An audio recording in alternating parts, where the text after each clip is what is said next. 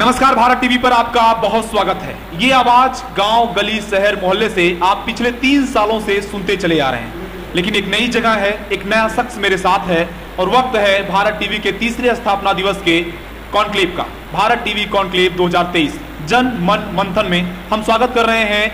आज दूसरे दिन 6ठे सेशन में आरिफ गुज्जर अमेठी के रहने वाले हैं। सारस और आरिफ की दोस्ती की कहानी पूरी दुनिया दीवानी हो चुकी थी। एक दौर था कुछ ही दिनों पहले जब सोशल मीडिया पे तमाम सारे वीडियोस वायरल हो रहे थे।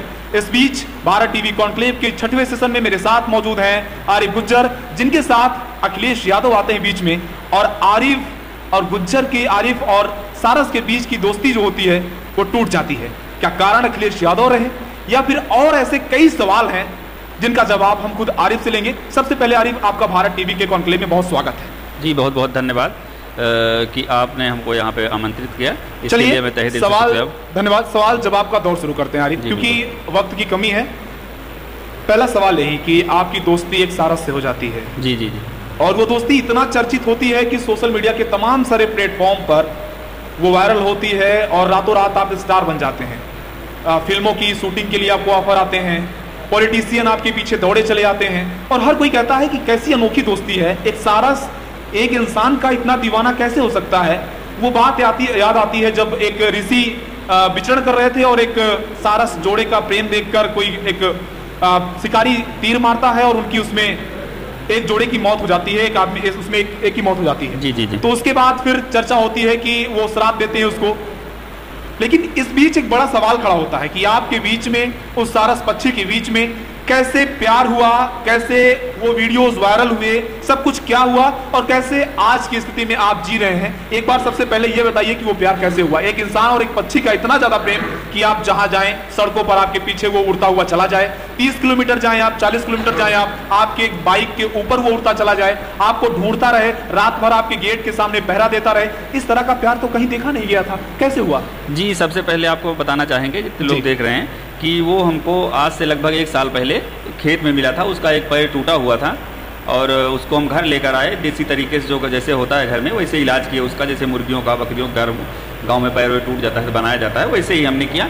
और हमको ये नहीं पता था कि वो मेरे साथ रहने लगेगा, कि मेरे साथ खाना खाने लगेगा, कि मेरे साथ मार्केट यानी बाजार जाने लगेगा। और हम चाहते भी थे कि वो चला जाए, अपने परिवार के बीच जाके रहे, पर वो गया नहीं। और ना ही हमने किसी तरीके उसे कैद किया था, ना ही कोई जंजीर उसको लगाई थी। वो हमेशा आज़ाद रहता था। और जब वो सही हो गया तो जब पहले दिन अपने परिवार में वापस गया, जब सही होने के बाद, तो हमको लगा अब चला गया, वापस नहीं आएगा। मगर सुबह जब गया शाम को फिर वापस आ गया। फिर उसका रोज का दिनचर्या हो गया, सुबह जाता शाम को वापस आ जाता। सुबह जाता था, शाम को वापस आता था। ये बताइए कि काफी मीडिया हाउसेस ने आपको स्टोरी किया, जी जी जी, काफी यूट्यूबर्स ने आपको दिखाया, जी जी, और आपके वीडियोस काफी वायरल हुए, जी। लेकिन उसके बाद एक राजनीतिक पार्टी के राष्ट्रीय अध्यक्ष, पूर्व मुख्यमंत्री अखिलेश यादव की एंट्री होती है इस पूरी प्यार की कहानी में। इंसान और पक्षी के प्रेम के बीच में एक राजनेता जब एंट्री करता है तो क्या माहौल हो जाता है, उसके बारे में बताएं। नहीं, वो राष्ट्रीय अध्यक्ष जी के आने से मामला ज़्यादा हाईलाइट हो गया था। अब जिन लोगों को नहीं पता था सारस और आरिफ के बारे में, हो सकता है उन लोगों को भी पता चल गया हो। और हम ये नहीं मानते कि भैया के आने से मतलब ऐसा हुआ है। भैया के आने से ऐसा हुआ मतलब नहीं, हम ये नहीं मानते कि उनके आने से सारस मेरा गया है। मतलब क्या लगता है, सारस तो बहुत सारे हैं, बहुत सारे लोगों ने पाल भी रखे हैं, सबका सारस तो नहीं चला गया, आपका सारस कैसे चला गया फिर? अब ये तो हमारे भी समझ में नहीं आता कि सब लोगों का है, मेरा ही सारस चला गया क्यों।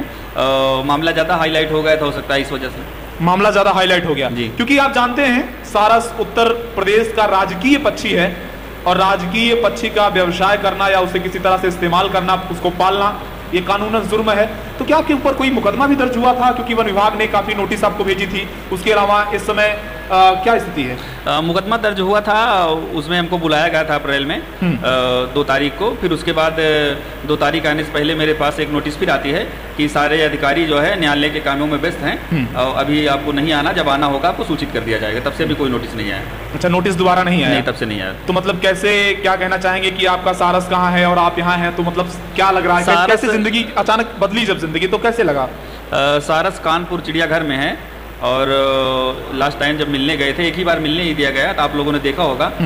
जैसे वहाँ पहुँचे हम, तो वहाँ जो डॉक्टर थे जू के, वो बोल रहे थे आपको नहीं पहचानेगा, आप मत जाइए उससे मिलने। तो हमने कहा चलिए हमको अंदर तक जाने दीजिए, अगर मिलने दिया पहचानेगा तो हम आएंगे, नहीं दोबारा हम खुद ही नहीं आएंगे, नहीं पहचानेंगे तो क्या बोले।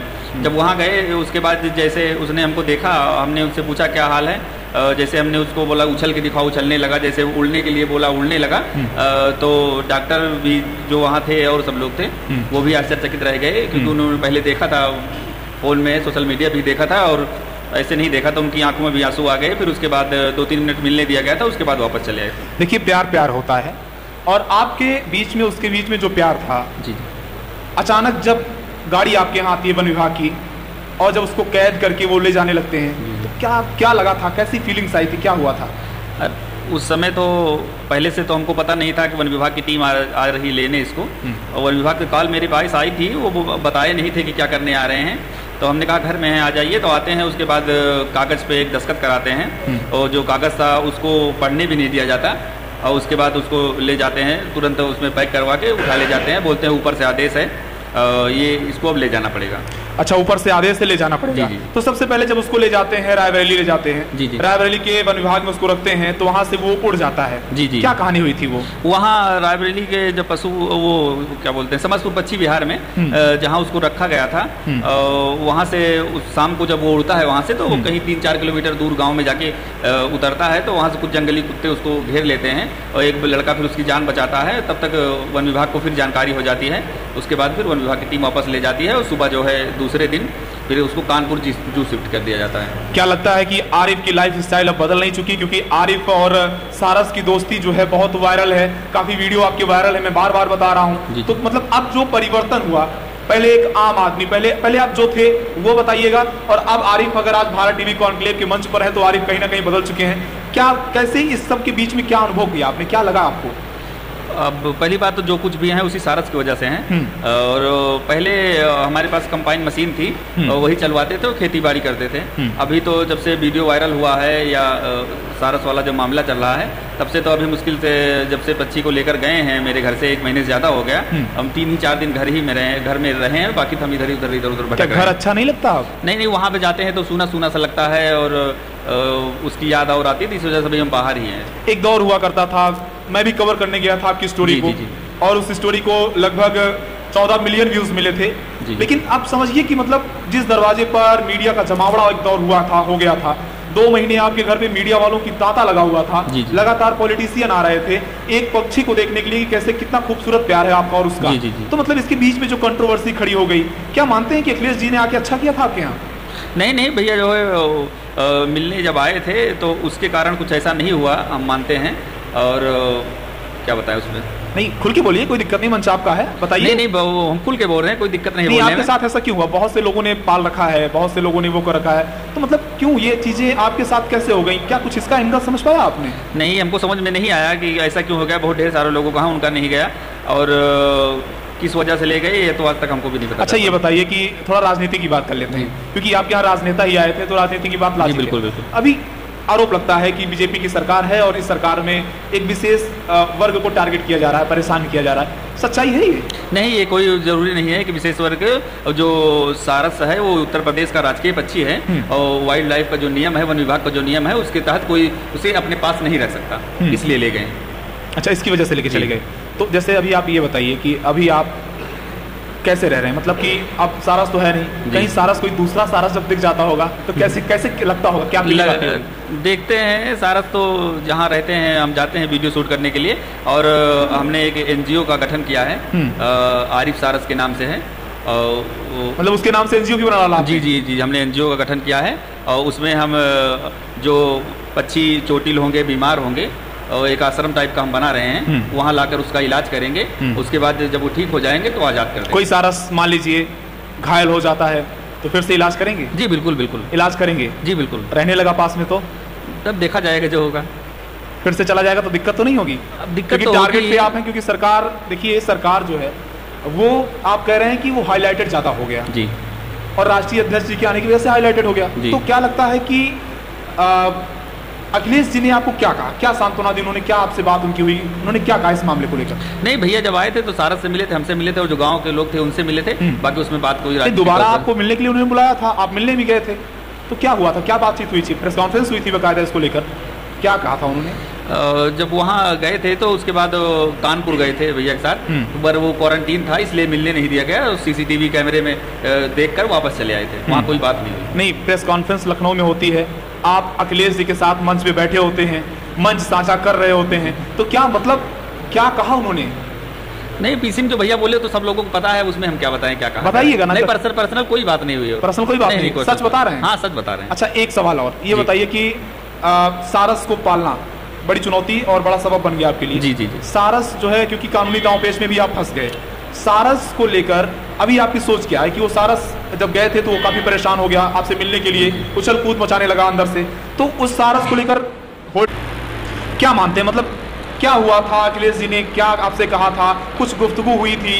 क्योंकि अखिलेश जी के साथ जब आपका जुड़ाव होता है, वहीं से आपके सारस को छीनने की बात शुरू हो जाती है, वहीं पे कानूनी कार्रवाई शुरू हो जाती है, कानूनी पचड़े में आप पड़ जाते हैं। क्या कहना चाहेंगे आप? उनके हमने यही बताया कि उनके आने से, भैया के आने से मामला ज़्यादा हाईलाइटेड हो गया था। जिन लोगों को आरिफ और सारस के बारे में नहीं पता था, शायद उन लोगों को भी पता चल गया, इसलिए सारस को वो यहाँ से उठा ले गए। आरिफ और सारस जी, ये जाना पहचाना नाम हो गया था, काफी वीडियो वायरल हुए थे। तो आरिफ कितना प्यार करते थे उस सारस से, कैसे उसके साथ इनकी दिनचर्या बीतती थी, कैसे दिन भर उसके साथ रहते थे, क्या कुछ होता था? नहीं, सुबह जैसे जब उठते थे तो दोनों लोग मॉर्निंग वॉक पे जाते थे, 2 किलोमीटर दौड़ते हुए, आपने वीडियो देखा होगा। उसके बाद फिर तुरंत बाइक से 6 से 7 किलोमीटर जाते थे हम बाइक से, वो उड़ता हुआ। उसके बाद वो वापस आता था, 2 देसी अंडे वो खाता था, और उसके बाद फिर हम भी अपना नहाने वहाने चले जाते थे। उसके बाद जब खाना खाते थे तो उसको बुलाना नहीं पड़ता था, जहाँ हम खाना खाया करते थे वहीं आके प्लेट में खाने लगता था। उसके बाद जब हम कहीं चुपके उससे निकल जाते थे तो वो भी अपने परिवार में चला जाता था, और जब उसको भूख लगती थी दोपहर में तो वापस आता था, नहीं वो शाम को वापस आता था। घर से निकलने के लिए जुगाड़ करना पड़ता था? हाँ, घर से पीछे वाले गेट से बाइक दूसरे से मंगवा के चले जाते थे, उसको नहीं पता चलता था। अच्छा, बाइक पीछे से लेके निकलते थे? जी जी जी। तो ये बताइए कि मतलब घर पे जब अचानक आरिफ के साथ सारस की दोस्ती हुई, सारस आता है, सारस के आने के बाद जो है, ये दोस्ती के बाद एक नई चहल पहल घर में हो जाती है, गांव के लोग आते हैं, मीडिया हाउसेस के लोग आते हैं, और उसके अलावा पॉलिटिशियन आते हैं। फिर अचानक ये दौर कितने दिन तक चलता है? ये लगभग 2 महीने तक। 2 महीने चलता है। 2 महीने के बाद फिर एक नया मोड़ आता है जी। जब वो सारस चला जाता है, वन विहार चला जाता है, वो सरकार की नोटिस आपके पास आती है। उसके बाद फिर बाकायदा उस पर पॉलिटिक्स होती है, अखिलेश यादव कई ट्वीट करते हैं, ट्वीट के बाद ट्वीट करते हैं अखिलेश यादव। लेकिन उसके बाद जो है, क्या लगता है, जब माहौल चेंज होता है आपके परिवार का, घर का, शांति हो जाती है, सूना हो जाता है, तो घर वाले क्या सोचते हैं, क्या कहते थे घर वाले आपसे, क्या बात करते थे? नहीं, घर वाले काफ़ी परेशान थे सब लोग, क्योंकि जो है वो मेरे परिवार के सदस्य जैसा हो गया था।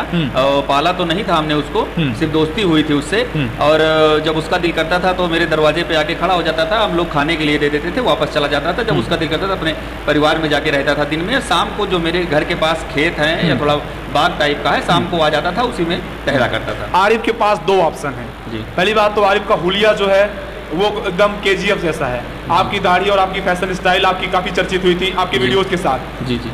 दूसरा ऑप्शन है, पहला ऑप्शन तो ये कि आरिफ क्या मूवी सेक्टर में जाएंगे, बॉलीवुड में जाएंगे, या फिर शूटिंग करेंगे, ऐसे कुछ करने वाले हैं, या आरिफ, क्योंकि अब आरिफ जो है वो पॉलिटिकल भी हो चुके हैं, आप पॉलिटिकल भी हो चुके हैं, क्योंकि अखिलेश यादव आपके पास आए, समाजवादी पार्टी का एक कोर वोट बैंक माना जाता है मुस्लिम वोटर।